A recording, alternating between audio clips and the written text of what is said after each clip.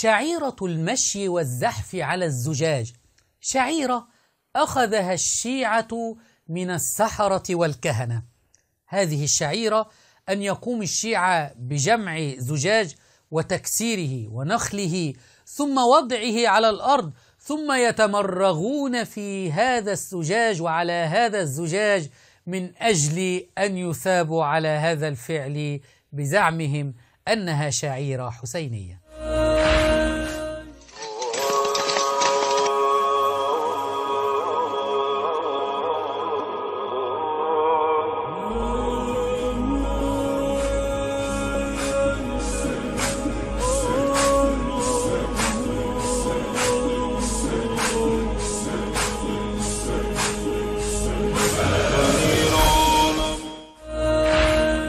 حتى الأطفال لم يسلموا من شعيرة الزجاج. سنرى أب الآن بلا رحمة بلا قلب يأتي بولده الصغير ويمرغه على الزجاج وهو عاري، ويمرغ ظهره على الزجاج وهو عاري حتى يرضي الحسين كما يزعم الشيعة. وهل يرضى الحسين بهذه الأفعال أيها الشيعة؟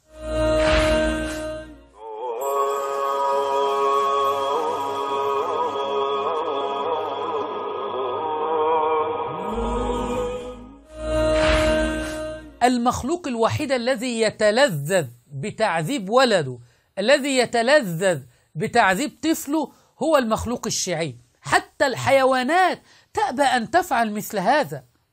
نختم شعيرة الزجاج بأحد المعممين يأتي بكوب زجاج وهو على المنبر يخطب، ثم يأخذ هذا الكوب ويضرب به رأسه ضربة شديدة يكسر هذا الكوب الزجاجي على رأسه ظنا أن هذا يقربه إلى الحسين. أي عاقل يرى هذا الفيديو يقبل أن يكون هذا رجل دين يأخذ منه دينه؟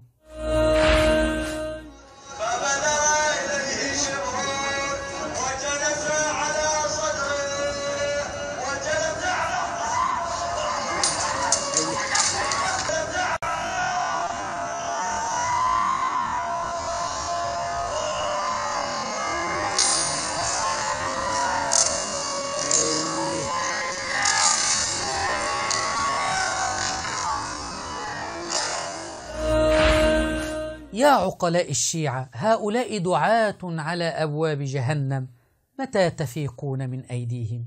ما رأيتموه الآن شعائر حسينية أم وساوس شيطانية؟